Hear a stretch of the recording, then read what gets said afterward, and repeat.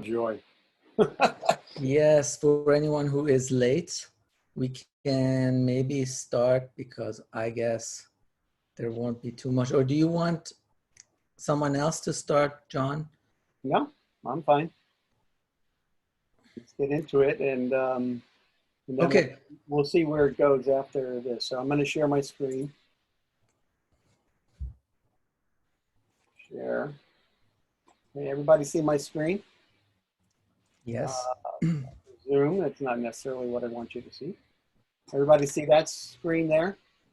Looks like an astrology chart, which it is. You see Sublime text? Yeah. Okay, good.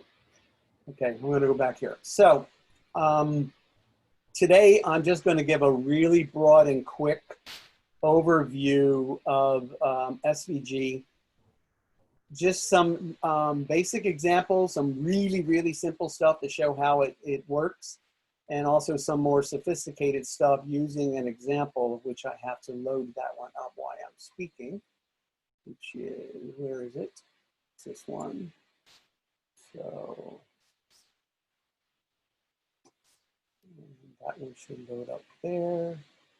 Okay, so now we're pretty well set. Okay, so I don't know how many of you have used SVG. It's been around for a long time. At one time, you know, they didn't think it was going to make it, and then, of course, it wound up making it, and now you see it pretty much in every website. All the graphics are moving to SVG because of their various capabilities. So what is an SVG? SVG means scalable vector graphics. And the reason they're moving toward them is because they give us basically 4 benefits. One, they're scalable. So it doesn't matter what size you see. So for example, on this screen over here, you see this diagram. And when I say scalable, what I mean is if you go to an image, let's say, where are we at here? Let's say we look at 4D's image over here. If we keep scaling out, you see what happens is it gets pixelated, and then it starts to get blurry, and it gets ugly, and then it's hard to see. And if you have something which is text, it's even worse. Unfortunately, I couldn't scale it out much further than this. So, but if you take an SVG image and you scale it, it looks good no matter what level you get it to. You don't lose any of it. So we're up to 200%, 250. See how nice and crisp and clear the images are? So this is what SVG promises us, is that no matter whether on a web page and no matter how we scale it, the image is always going to maintain its fidelity. The second benefit is the images tend to be compact because they're code and they're rendered by the rendering engine on whatever way you're viewing it. The other nice thing about them is they can be interactive. Nothing interactive here really to show you just yet, but I'll show you something later. And then they're relatively easy to edit because the code in an SVG looks like this. It's an XML format. So any of the files can be edited directly inside of the XML file itself, or you can use an XML editor, or there are other ways to do it.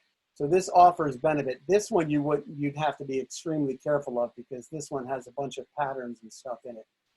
But it's just text. So if you want to change the size, for example, what's happening in here, when we change the size, all it's doing is it's going up here to where a couple of these variables are, and it's changing those variables, and then it's re-rendering the engine. So the only thing that's changing is a few variables over here, and I can't show it to you because it's a different image. So that makes, like I said, it makes it very, very easy to use and compact. Now, all of this, of course, is managed inside of 4D by taking an XML image or a code and copying it into a picture field on a form. So for example, I'm going to go over here now.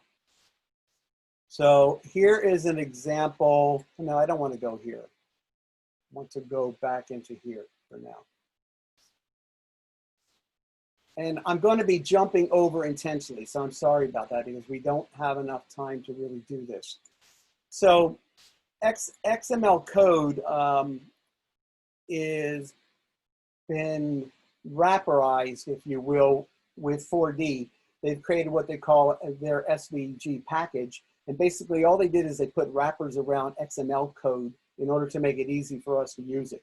So for example, if we want to create a SVG image, all we have to do is learn the language. And so here's a command, SVG new, and it's going to take and create a variable. It's going to give it an address. And then we create all of the stuff that we want to happen in there. For example, in this case, we're going to create a rectangle. And so here is the command for creating a rectangle. We pass it the variables that we want to see. And then at the end of this thing, when we take a look at it, so let's go here. Then it's going to look as simple as this. So what we just did in that code is we just created this little rectangle right here that you see. Okay. Maybe a simpler example, let's look at some text. So in this case, we're going to create a little variable. It's going to be called Welcome SVG World. And now we've just added some text. Now this is what it looks like in a picture field, but actually behind the scenes, this is what the code looks like. And unfortunately, yes, I can expand this, okay. Can everybody see that? So this is all header information up here that needs to be inside of an XML document. This is where you start to define what actually is going to show up. This is defining an ID called 4D. This is the actual text, which if you know HTML code, you'll probably look at this and go, oh, that looks like HTML. Well, yeah, it's HTML in an XML file and then rendered into a picture field by 4D. So it doesn't look any more complicated. So all of this little bit of code here creates this. And now, like I said, you can come in here and you can change the code. And then when you come here and look at it, it's been re-rendered. That's simple in order to change and modify it. And this is really important for some of the 4D graphs that they have that are built in. When we go in and we edit anything, what we're going in and doing is we're editing parts of the code in here, somewhere in that file. And you'll see that more when we do the graph stuff that I'm working on. Okay, so let's look at something maybe a little bit more. So here's an example of looping through. So here's one where I created an object. I filled the object with some various properties, and then I sent them into, created a new diagram, and it looks like this. So, oh, sorry, I got to give it the right number. You can see my interface in here is definitely designed for testing. Okay, so this was number 88. Yes, I didn't put anything professional on it, sorry. Okay, so this one just created a series of concentric circles, and then it placed a little graphic on each of the points where it intersected a line. So this is another example. This was all created and generated through SVG simply by looping through, and then figuring out where I wanted to position something, going in, creating a new line, going in and creating a new circle, and then for the markers coming down here and placing the markers at certain spots, again, just looping through, and then creating text, and then positioning it where I want to do. And it's really as simple as that. Now, again, I'm just trying to give you an exposure. I'm not trying to teach you SVG today, just giving you an example of some things that can be done. So I don't want this to reflect on my teaching skills. I can do a lot better if I felt that I have more time. Okay, now the important thing about SVG is that we not only have the ability to create, and by the way, this SVG viewer that you see here, this is part of the SVG library. So when you're creating things on the fly, you can send it here as opposed to, in this example, which I'm going to show you, where it's actually going to load the things into a picture field. And I'll show you that in a second. So this is really good for quick debugging and stuff and quick testing of things where you can go into the source. And by the way, the source for this looks like this. You can see it's running. The one thing I've discovered about their SV viewer is it's a little slow in rendering the text if it's beyond anything normal. Well, it didn't even render it. See how the little, there you go. Okay, so here's all the code for this. Oh, you can't see it because it's the other thing. Every time you make a move or something, it's re-rendering it.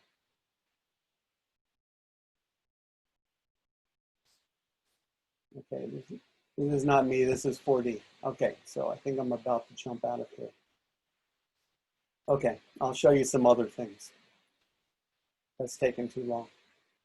Okay, now here's an example that 4D did years ago called SVG Goodies. Does anybody remember seeing that? It came out in, I think, 4D 2014. So it's been around a while. And in this example, everything that you see on here, so for example, here is something where they take text to array and then they're building it and then they're modifying the text using SVG and then they're re-rendering it down here. So they're taking this text up here and they are parsing it out and then they're putting it into these lines. And then you can, do various things like change sizes and you can make it bold. And all this is being rendered through SVG. Here's another one where they have an image of, it just happens to be an image with 4D SVG written in it.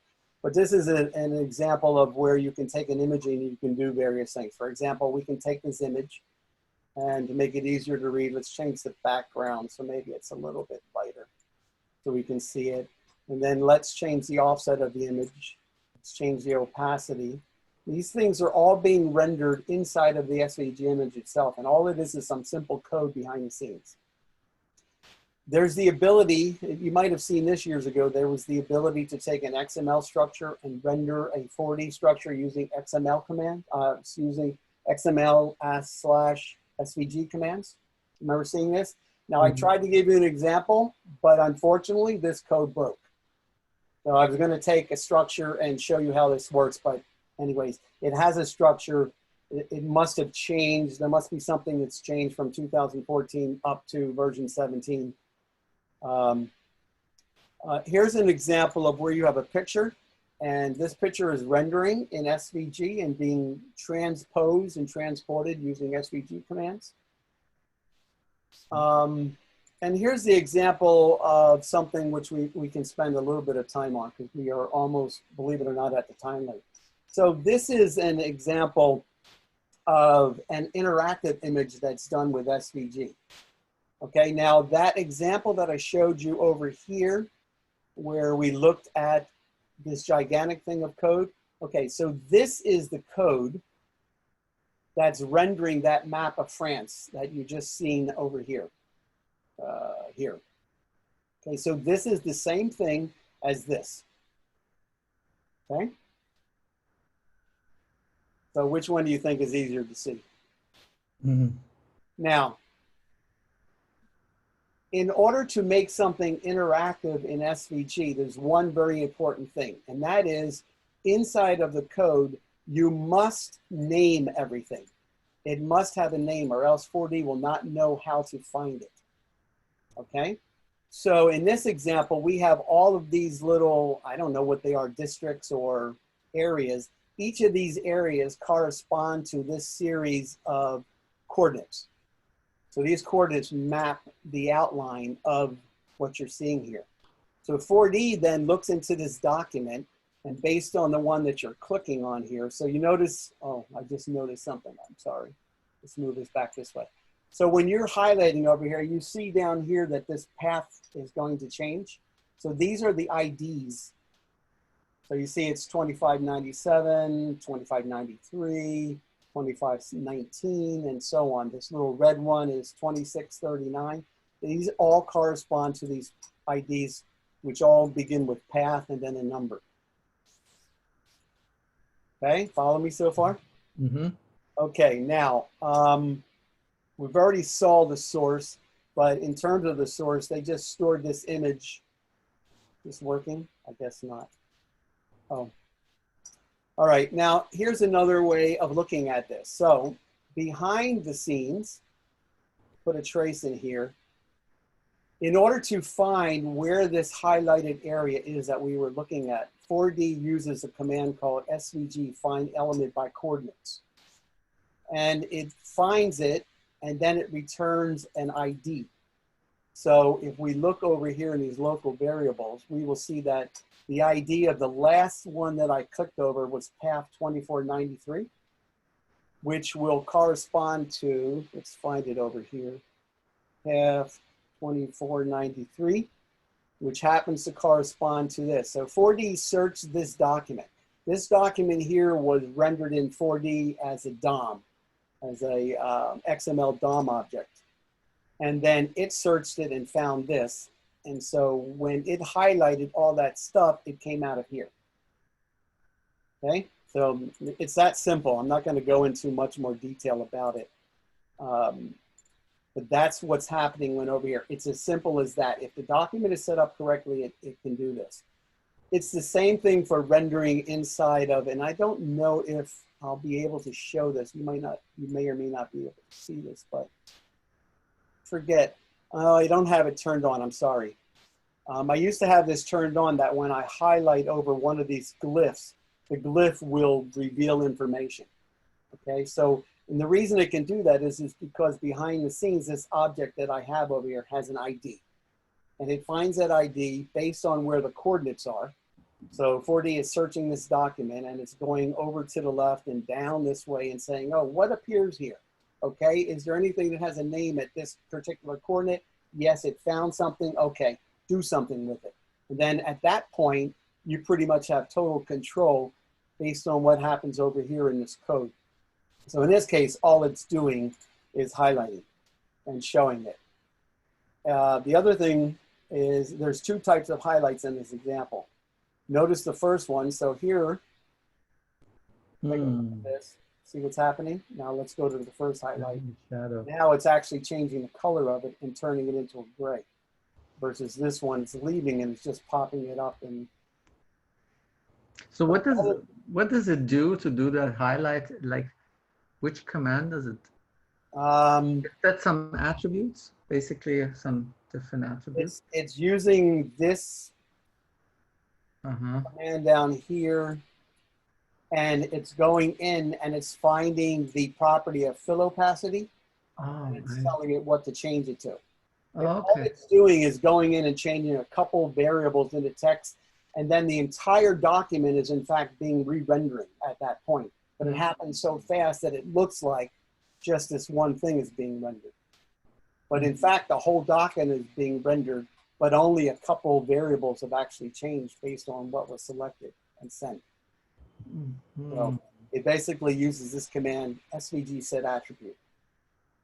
So you have get attribute, you have set attribute. So the important thing about an SVG document is to set it up right and to make sure that the IDs are well named so that it's easy for you to find things.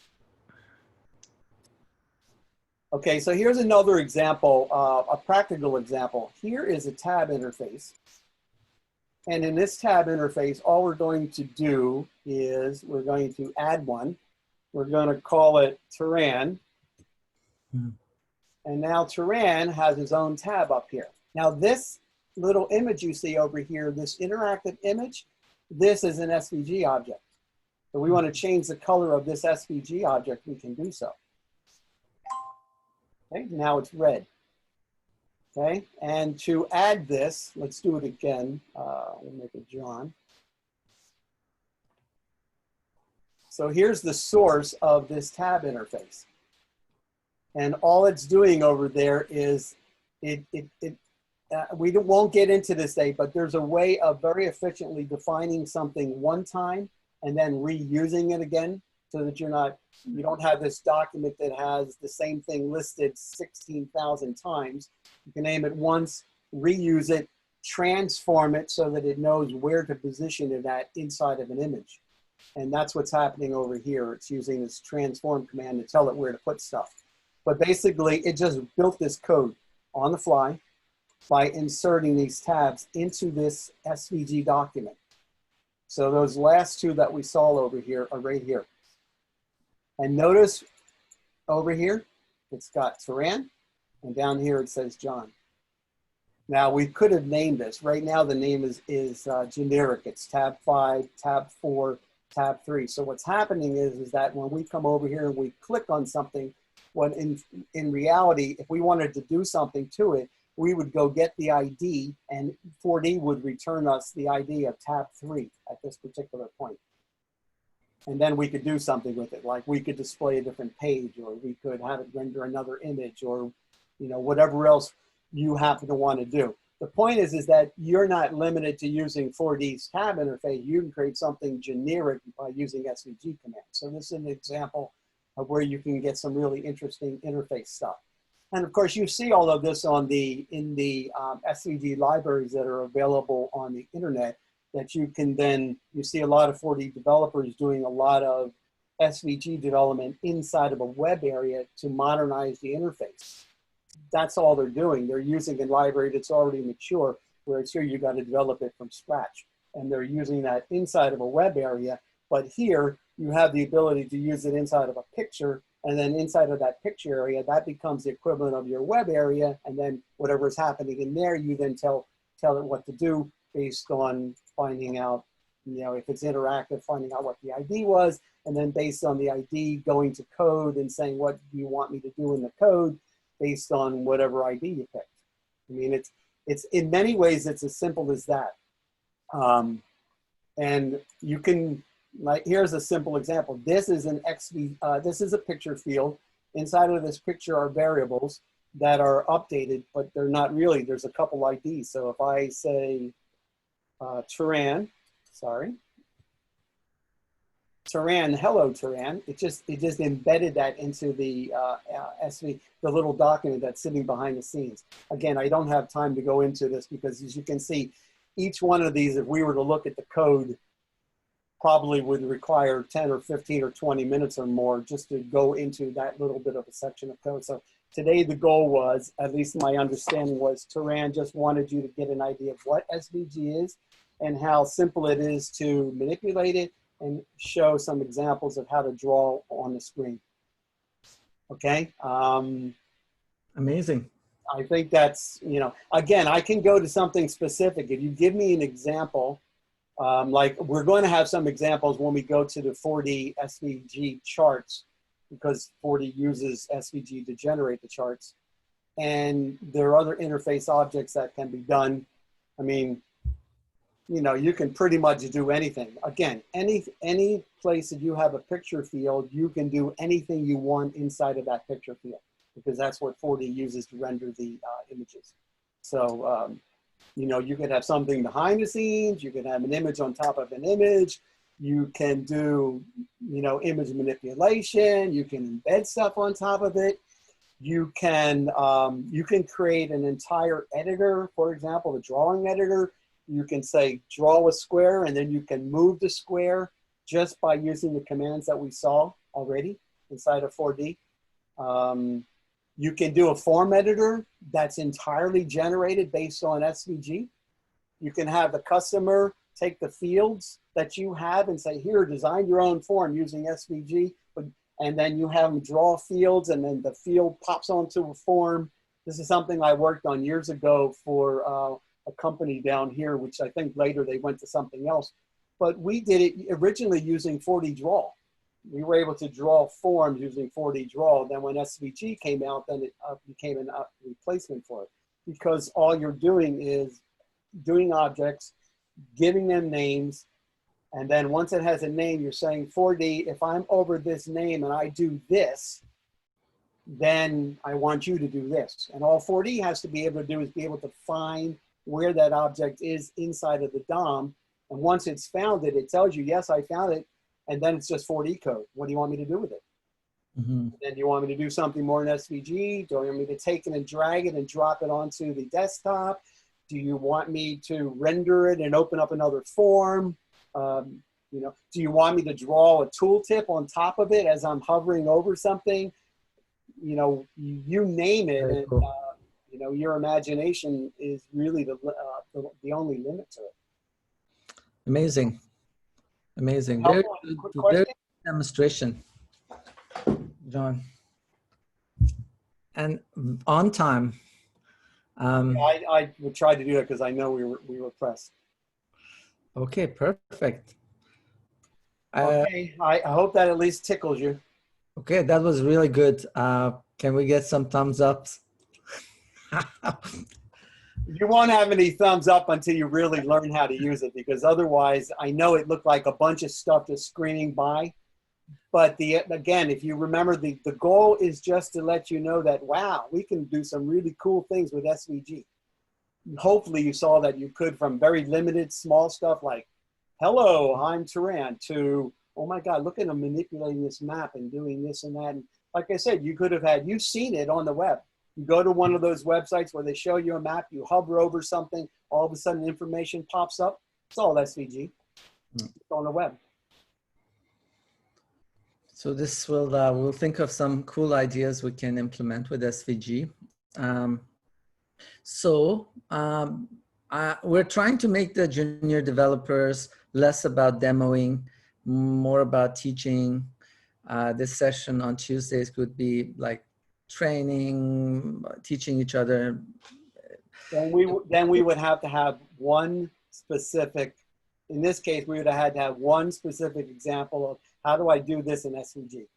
Yeah, absolutely. Then it would just be, you know, the code that's designed in order to create whatever that image is.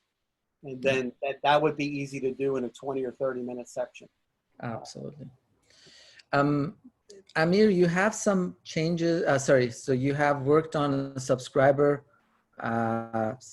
model class. Do you want to demo that? Do you think you have time to demo that? Sure, yeah. Sorry for the delay. I was in another meeting. It continued for too long. No problem. Let me share my screen. Can you see my screen? Yes. So I did a simple demo for publisher subscriber.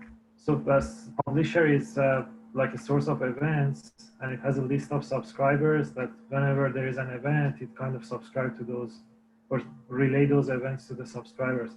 So here is my publisher class. It has a list of, it has a collection of subscribers.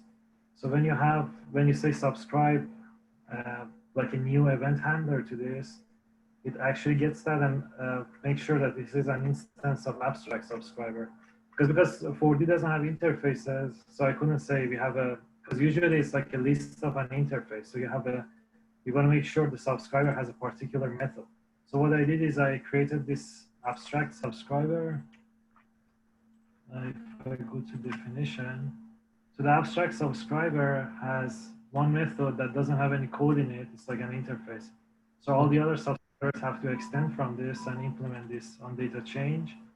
So in the constructor of the abstract subscriber, I've also added a number to this. Sorry. So this is very interesting. So there is a function there, but there is no definition for the function. So what this means that any children of this class would have to have the on data change defined.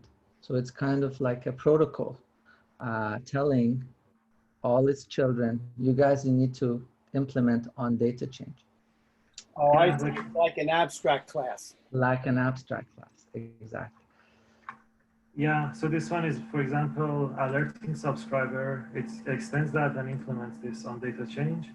And the problem I had is 4D doesn't have equality check for objects. So in order to identify a subscriber, because later on if I add it, I need to be able to also remove it. So in order to find it, I add a number to each subscriber. So as a static field, so every time I create a new subscriber, this one actually creates basically assigns a number based on if you already had something or if this is the first one. So this user stuff is for the static variable. Ooh, very interesting. Very interesting. So I didn't know I could use it in the constructor, but it seems like it kind of gets assigned. And the interesting thing is if the program stops, when I run it again, it also gets incremented from the last value. It doesn't go to 1 again. Amazing. So you're using a storage object to create a static Yeah, this is a similar syntax to a storage, but it seems like this is how you define the static fields for the entire class. So we don't need an instance of the class. We just say use this class itself. And if this class has a counter, increment it and assigns the number as the counter. Otherwise, it means like we didn't have it before. So I basically assign this field to the entire class hierarchy or the entire static field, and then the number of this element is 1. So the reason I need this stuff is because the publisher, when you subscribe, you make sure it's an instance of abstract subscriber and add it to the collection. But also we want to unsubscribe. We want to be able to remove that subscriber. So what I do here is I basically go through the subscribers, and then 4D has a method that's called findIndex, which basically for each member of the collection, it runs a function to know if it is the element you're looking for. And then this method is actually, I think, is this method. So this find subscriber refers to this method. What it does is I check the number. So the subscriber that you pass to this function, I check the number. If it matches the number of one of these elements of the collection, I basically remove that. That's how I unsubscribe. So in order to show the test, so I have only one subscriber, which is the alerting one. What it does is when you say on data change, it just alerts that this subscriber number, this data received, this is the data. So this is my test publisher. So this one, what I do is I create a new publisher. I create one subscriber, and then I subscribe it to the publisher. And then I create another subscriber, I publish. Can you make it a bit bigger? Is it possible? Anybody knows this? Okay, yeah, good. Thank you, thank you. No problem. So yeah, I create two subscribers. They're the same type. They're an alerting one. I add them to the publisher, and then I publish an event, which is like just a text that says test, and then I expect to see 2 alerts, and then I unsubscribe the first one. I publish again, I only see 1. So if I run this, so publisher right now, I think.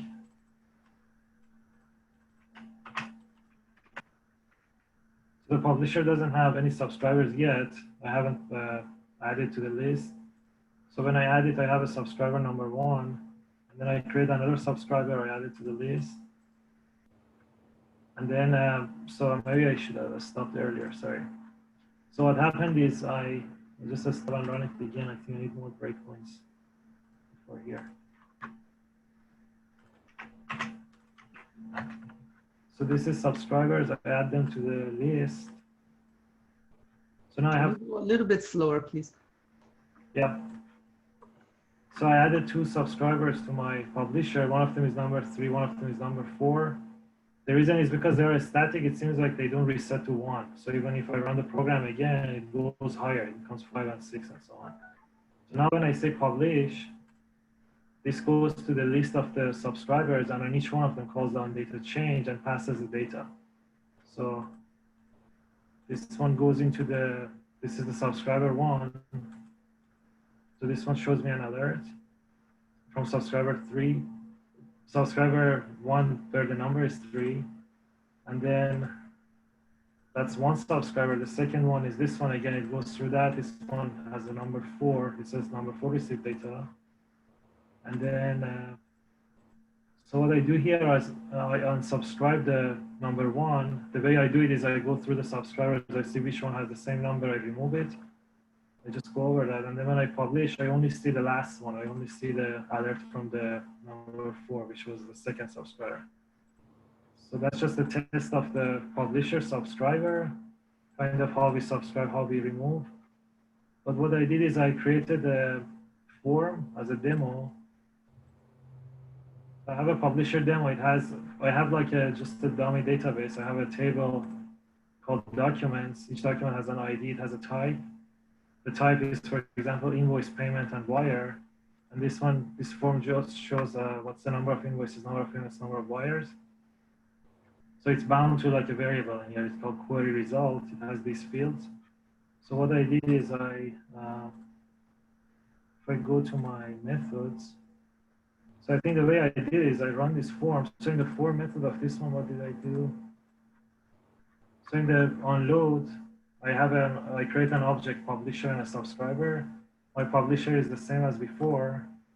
The subscriber is something I called querying subscriber. So every time it receives an on-data change, this subscriber is basically based on a time data. So every time a timer passes, it receives on-data change. What it does is querying the database and find how many invoices we have, how many payments, and how many wires we have. It sets that query result object. So then this is basically my for method. So in that for method, I create one of these querying subscribers, and then I add it to my list of the subscribers in the publisher. I set a timer. So this one is every 3 seconds. And then every time the form event code is on timer, I publish an event and I pass the timestamp. I don't care right now about the time. It's just something I pass in, but I don't use it that much. So when I say publish, it receives the time and then it queries again, and the result of the form gets updated. So if I run this form right now, I see, so right now, because I ran it before a few times, I see some numbers here. So what I do is I have a method that actually randomly creates some data for us. So if I go to my, where is my Design Explorer? I think Command K will bring it on. Okay, so I have a random generate document. So what it does is just creates a random number. If it is 1, it makes it invoice. If it's 2 payment, 3 wire, it just creates one new data for us. So every time I run it. So every time I run this one, it changes data every 3 seconds. We get an update here. So right now I generate some documents. This should get updated. So every 3 seconds, that timer goes off. This receives on data change and updates the result. This is sort of like an example I thought for like a widget that can show the stats of something. Yeah, I think that's pretty much it. Do you have questions? Oh, wow. That was pretty cool. I have been working on one which is not class oriented, and it's quite complicated. This is very good. It's very elegant and very simple. And that I don't fully understand what you did in some of that earlier stuff, but that looked pretty clever to me. So good job. Oh, thank you. Yeah. Same here. I didn't fully understand what you did, but it looks very, very interesting. Very keen on looking at the code and on learning. Yeah, me too, because especially that on data change, so then that theoretically simplifies all of the other code that winds up, because it already subscribes. So how does it know when the data's changed? So you have this list of subscribers and publishers and so on, and then something in a form changes. I know we have it set up in here to kind of, if you had 3 different forms on there, an invoice and a this and a that, and all of them were subscribed for each other, and you change something in this one form, I assume that this is going to kick on from, how's it going to know? How's it going to know to tell the subscriber, to tell the other forms to update based on the fact that I updated? Does that make sense? Yeah, I don't think I went that far for multiple forms right now, because these timer properties are not really available on outside of forms. So I couldn't implement it in a way that we have like the timer functionality is outside of the form. But right now I just have one form that in the form method, it basically has a timer that every time it kicks off, I publish an event. But yeah, that's interesting to consider how I can implement something when you have multiple forms. Yeah, because the advantage of this is, one of the advantages is that theoretically you could have forms saying, hey, I'm interested in this other form. I'm loading up and I'm interested if this changes anywhere. So you subscribe and you say, okay, let me know if there's any changes. And the way it's going to have to let it know is there's going to have to be a mechanism from a form, send something to it, which then says, hey, send out and let everybody know who's interested that I've made changes here. And then so you get that cool interactivity just happening by magic. That would be really, really neat, which is what I think the pattern is designed to handle. So Yeah, yeah, this is a really good beginning. And like I said, I'm gonna have to figure out what the heck you did because you've done some things that I'm through me. Yeah, awesome. Thank you. I have it on GitHub. I will share the link as a project. You can clone it and have a look at it. That is very cool. That is good stuff. Yeah. Awesome. Good job. Who's the rookie here? I think I am. No, that SVG stuff is much more Programmer now. complicated. Wow. Yeah. This is in version 8.4, 18.4 or 3? I think it's 3. I couldn't get the 4 one. I just installed new Windows and everything. I had to set up something quickly, so I just went with 3 one. So R3 has classes? Yes, Yeah. as long as it's in project mode. Oh, okay. Yeah, I actually, okay, it doesn't matter. Yes. What it doesn't have is that in the next version, they give you the ability to do var in 18.4, Yeah. and that's not in version 18.3. Yeah. I think order classes are in 18v4, not in 3. Or the class, yeah, but this is just the classes. The ones that you were talking about, those are from the data structure, I mean, from the tables. 4D automatically generates those classes. Those are in R4. Yeah. But you can still create classes and functions in the R3.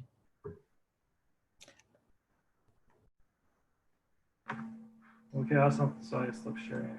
Okay, so we're almost out of time.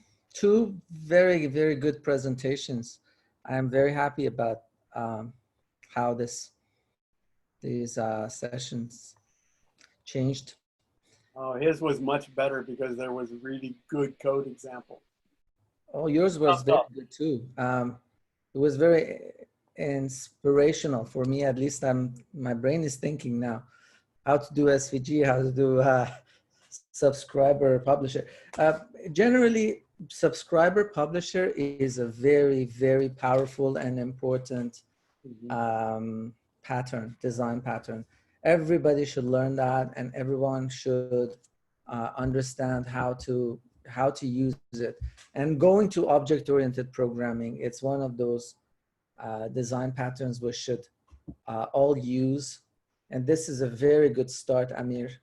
Share your code with everyone so we can take a look, understand what you did there with the static member function. I'm with use, and that's really cool. And you know, others may have ideas to improve that, so that would be great. Yeah, for sure. Thank you. Thank you for that. Tomorrow we'll have a couple of presentations. Who will be presenting tomorrow? Victor, I know you have the validation class. Yeah, I can present that tomorrow.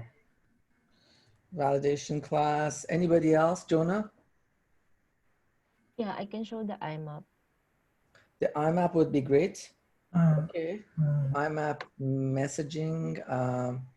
Jamie, do you have anything for? No, but I am thinking in something for that. Okay. Okay, so very good. I can. I have the unit testing. Okay, unit testing sounds good. Exception handling. Exception handling and unit testing, really nice. Very, very good topics. Okay, everyone, see you all tomorrow, and thanks again for the presenters. Very, very good. I'll send the link to the video as well. Have a nice day. Thank you. Thank you. Thank you. Thank you.